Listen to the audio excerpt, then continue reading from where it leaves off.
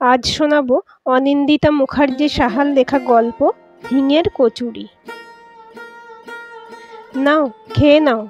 আজ তোমার পছন্দের হিঙের কচুরি আর সাথে ঝাল ঝাল আলুর দম বানিয়েছি। প্রজাপতির মতো প্রায় উঠতে উঠতে ঘরে ঢুকলো ঋতুপা। হাতটা কপালের উপর দিয়ে বিছানায় টান টান হয়ে শুয়ে আছে পুলক। আজ 3 দিন হলো এভাবেই দিন চলছে ওর। লজ্জায় যেন মিশে গেছে, আটকে নিয়েছে নিজেকে নিজের ঘরে।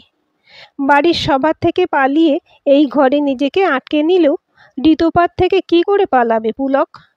অথচ সব থেকে লজ্জা কিন্তু ঋতুপার সামনেই পাওয়ার কথা ছিল। আরে ওঠো, খেয়ে নাও তাড়াতাড়ি। ঠান্ডা হয়ে গেলে কচুরির সেই স্বাদটা থাকে না। জানালার পর্দাগুলো সরাতে সরাতে বলল ঋতু। ঋতুপাকে ভালোবেসে ঋতুই ডাকে সবাই। ভিডিও কলে দেখেছে এই কদিন, জানালার পর্দাটুকু সরাতে দেয়নি পুলক। ঋতুও কিছু বলেনি। এইটুকু স্পেস বোধহয় সব মানুষের প্রয়োজন হয়। তাই তো যখনই খবরটা পেল, ঋতু মায়ের বাড়ি চলে গেছিল। বড্ড ধকল গেছে এই কদিন ওর ওপর দিয়ে। এত কথা, এত পরীক্ষা, এত প্রশ্ন। ঋতু শুধু বজরংবলীকে ডেকে গেছে, একটাই কথা, যে আমাকে দোষমুক্ত করো। কিন্তু তাই বলে এটা চাইনি মোটেই যে দোষের ভাগিদার পুলক হোক। যাই হোক, ফলভোগ তো দুজনকেই করতে হবে। ঋতু এভাবে বিষয়টা ভাবছে ঠিকই, কিন্তু পুলক কি এভাবে ভেবেছিল? ও তো সারা দিন কত কিছু শুনিয়েছিল ঋতুকে। এখন তো সেই হিসেবে ওরও কত কি শোনানো উচিত পুলককে। উচিতই তো, না হলে আত্মসম্মানের বিন্দুমাত্র বেঁচে থাকবে কি ঋতুর? ভাবনাটা বারবার আসলেও আমল দিল না ঋতু। এমনিতেই বেচারা মানসিক যন্ত্রণায় শেষ হয়ে যাচ্ছে। আজ 3 দিন হলো অফিস যাচ্ছে না। এইটুকুতেই খুশি ঋতু। এইটুকু দরকার ছিল। আবারও চোখ বন্ধ করে বলে নিল ও, জয় বজরংবলী, জয় শ্রীরাম। কি গো, উঠবে নাকি কাতুকুতু দেব? খুব প্রাণোচ্ছল লাগছে আজ ঋতুকে। সকালেই মায়ের বাড়ি থেকে ফিরে নিজের কাঁধে জলখাবারের দায়িত্বটুকু নিয়ে নিল। ও যখন এই বাড়ি ঢুকলো ঘড়িতে সবে 7টা। কাল রাতেই ভিডিও কলে পুলককে দেখেছিল ঋতু। কি সাংঘাতিক লাগছিল। তখনই সিদ্ধান্ত নিল সকাল সকাল বাড়ি ফিরেই হিঙের কচুরি। কলেজের দিনগুলোতে ঝগড়ার পরের মুহূর্তে এই দিয়েই শান্ত হতো ওদের। পল্টুদার হিঙের কচুরি, কলেজের গায়েই দোকান। বাড়ি ঢুকেই ঋতু দেখলো রত্না মানে ওর শাশুড়ি তুলসী তলায় জল দিচ্ছে, আর তপন মানে শ্বশুরমশাই চা বসিয়েছে। এই বাড়ির এই একটা গুণ, লিঙ্গভেদে কাজ বিচার করে না, কিন্তু রোগ বিচার করে। রত্না তপন দুজনেই উদাসভাবে তাকালো ঋতুর দিকে। রত্নার চোখে বোধহয় ক্ষমা চাওয়ার কাকুতি ছিল। তাই খানিকটা অনুমান করেছে ঋতু যে ওরা সবাই বোধহয় সবটা জেনে গেছে বিষয়টি। পুলক কিছু লুকায়নি। তাই তো এই সময় পুলককে ছেড়ে চলে গেছে ঋতু। পরিবারের সকলের একটু বোঝাপড়ার দরকার ছিল। কারোর সাথে কোনো অতিরিক্ত কথা না বাড়িয়ে জামা কাপড় বদলে সোজা রান্নাঘরে। পরিস্থিতি সামলানোর জন্য হিঙের কচুরির মতো একটা দমাদার প্রাতরাশ দরকার আজ। এই উঠবি নাকি ফ্যানটা অফ করে দেব? ঋতুর কোনো কথাতেই কোনো পরিবর্তন নেই পুলকের। ঋতুর একটু যেন খারাপ লাগলো।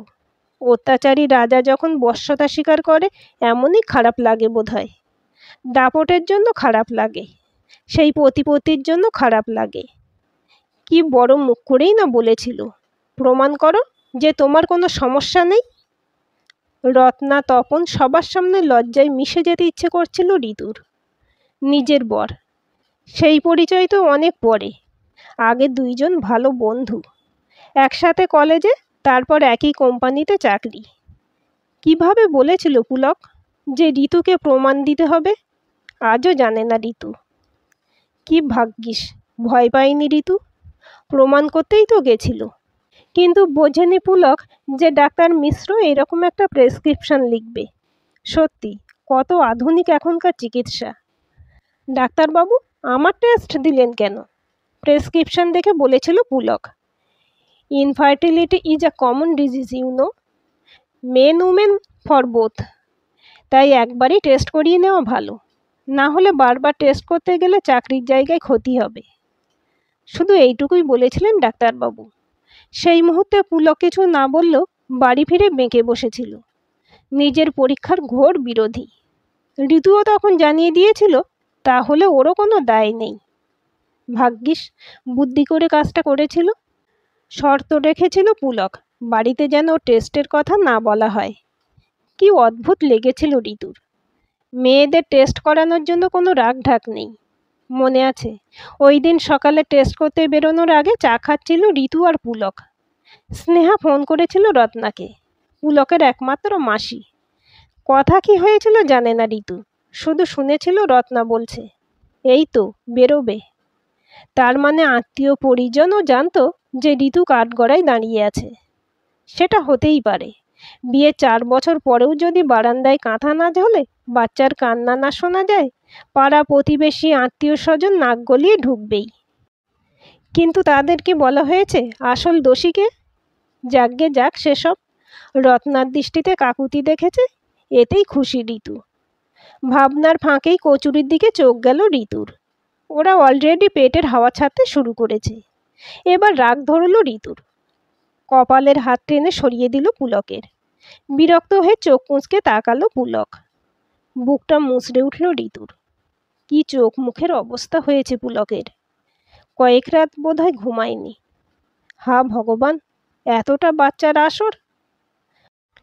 আমায় ক্ষমা করিস রে, আমি অনেক বড় ক্ষতি করে দিলাম তোর। আজ তুই মা ডাক শুনতে পাবি না, শুধু আমার জন্য। বলেই হাত দুটো ধরে কেঁদেই যাচ্ছে পুলক। ঋতু চেয়েছিল শায়েস্তা হোক পুলক। মা হওয়া, সন্তান আসা, এসব নিয়ে কোনোদিনও খুব কিছু আশা করেনি বা স্বপ্ন দেখেনিও। হলে ভালো, না হলে মরে যাব, এরকমটা মোটেই নয়। ঋতু, তুই ডিভোর্স দিয়ে দে আমায় প্লিজ। তোর দুটো পায়ে পড়ি। পারলে চল আমরা আজই উকিলের কাছে যাই। আমি এভাবে তোর ক্ষতি হতে দিতে পারি না। কথাগুলো বলতে বলতে প্রায় হাঁপাচ্ছে পুলক। বুকটা ফেটে যাচ্ছে ঋতুর। ওকে সামলাতে হবে ভেবেই একটা থাপ্পড় মারল ঋতু। এই নিয়ে 2 বার এর আগেও এরকম পাগলামি বন্ধ করতে থাপ্পড় দিয়েছিল ঋতু। তবে তখন ওদের পরিচয় ছিল বন্ধু, প্রেমিক। বরের গায়ে হাত দেওয়া বোধহয় এই প্রথম। গাল ধরে তাকিয়ে আছে পুলক ঋতুর দিকে। সেই সুযোগে কচুরির একটা টুকরো কেটে আলু মাখিয়ে মুখে ঢুকিয়ে দিল ঋতু। তারপর মোবাইল খুলে একটা বাচ্চা ছবি বের করলো ঋতু। বলল, দেখ কি সুন্দর বাচ্চাটা। পুলক চিবোচ্ছে কচুরিটা, কিন্তু চোখ মুখে উদাসীনতা। বুঝতে পারছে না কি চাইছে মেয়েটা। চল আজ উকিলের কাছে নয়, এই হোমটাই যাই। মায়েরই বলছি, কি সাংঘাতিক সুন্দর সুন্দর বাচ্চা ভাই। দেখলেই লোভ লাগবে। নো বমি, নো পেট ফোলা, নো চাকরি কামাই, নো ব্যথা, ডাইরেক্ট মা। সেই কলেজ লাইফের মতো এক চঞ্চল হরিণের মতো লাগছে ঋতুকে। অনেকদিন পরে খুব খুব ভালো লাগছে পুলকের।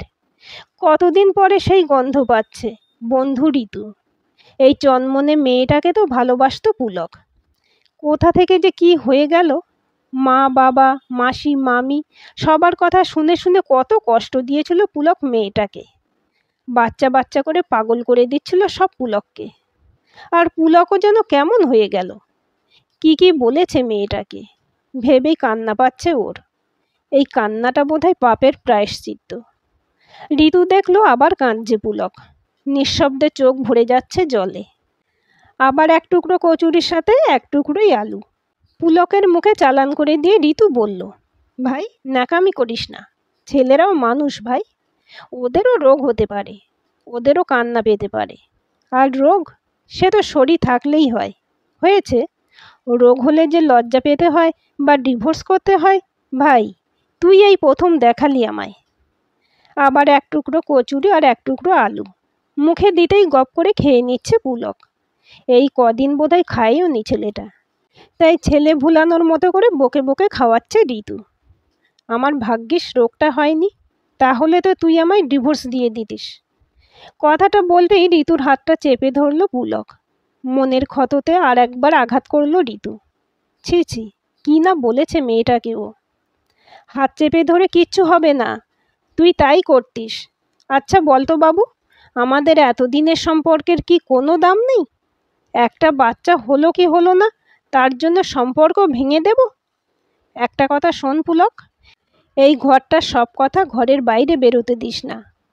যখন তোর বাবা মা চাপ দিচ্ছিল বলতেই পারতিস যে আমরা এখন ভাবছি না এসব নিয়ে। মাসি, মামা, কাকা সব এই ঘরে। 35 বছরের বয়স্ক দম্পতি আমরা, সিদ্ধান্ত নিতে পারি। এটা বুঝে বল ওদের। আর আমি কিন্তু মায়ের কোনো আপত্তি শুনব না। চিকিৎসার দরকার নেই কোনো, এত ঘাঁটানোরও দরকার নেই। জানি যখন হবে না, সোজা হোমে চল। কি কি নিয়ম আছে দেখে একটা পুটপুটিকে নিয়ে আসি। কথাগুলো বলতে বলতে ঋতু দেখলো 3টে কচুরি শেষ। শেষেরটাই হাত দিয়েছে ঋতু। এইটুকুতেই চোখ মুখ বদলে গেছে পুলকের। বেশ খুশি লাগছে এখন। কত তাড়াতাড়ি সিদ্ধান্ত নিয়েও নিল ঋতু। হোমে যাবে, বাচ্চা আনবে। কিন্তু মেয়েদের শরীরে কোথায় একটা জ্বালা পোড়া করে, একটা নারীর সুখ পেতে ইচ্ছে করে। কিন্তু তার জন্য যদি দাম্পত্যে দাগ লাগে তাহলে দরকার নেই। ঋতুর কাছে আগে ওদের সম্পর্ক, ও ছোট্টবেলার প্রেম, প্রথম প্রেম। আবেগে চোখ দুটো ছলছল করে উঠল ওর। কার জন্য বুঝতে পারছে না। মা ডাক্তার জন্য, নাকি পুলকের জন্য, নাকি নারীর একটা টানের জন্য। কেঁদে ফেলল ঋতু। পুলক হাতটা ধরে তাকিয়ে আছে, হয়তো বোঝার চেষ্টা করছে দুঃখটা। কি হয়েছে বাবু? সেই প্রেমের সময়কার ডাক, বাবু। কি হয়েছে? আপদ, পুরো কচুরিটা মেরে দিলি? মনে পড়ল না ঋতুর কথা? বলতেই পুলক তাড়াতাড়ি কচুরিতে হাত দিল। একটুকুই বাকি, সেটুকুই আলু মাখিয়ে খাইয়ে দিল ঋতুকে। মনের সুখে খাচ্ছে ঋতু, চোখ বন্ধ করে খাচ্ছে। খেতে খেতে গায়ে এলিয়ে পড়ল পুলকের। পুলকও বুকে টেনে নিল শক্ত করে। জানে না ও এতটা মহৎ হতে পারত কিনা, ঋতুর সমস্যা জেনে এভাবেই বুকে টেনে নিতে পারত কিনা। তবে এটুকু জানে, ঋতু ছাড়া পুলক অসহায়। ব্যাস, আর কিচ্ছু লাগবে না। এই ভাবনাটুকু থাকলেই যে কোনো অসম্ভব সম্ভব হয়ে যাবে। এই বিশ্বাসটুকু আছে পুলকের। আর বিশ্বাসটুকু ফিরিয়ে আনার জন্য কলেজের দিনগুলোর মতো হিঙের কচুরিটার আজ দরকার ছিল। আজকের গল্পটি কেমন লাগলো কমেন্ট করে জানাবেন। ভালো লাগলে লাইক, হাইপ, শেয়ার করবেন। আর চ্যানেলটি সাবস্ক্রাইব করে বেল আইকনটি ক্লিক করে রাখতে ভুলবেন না।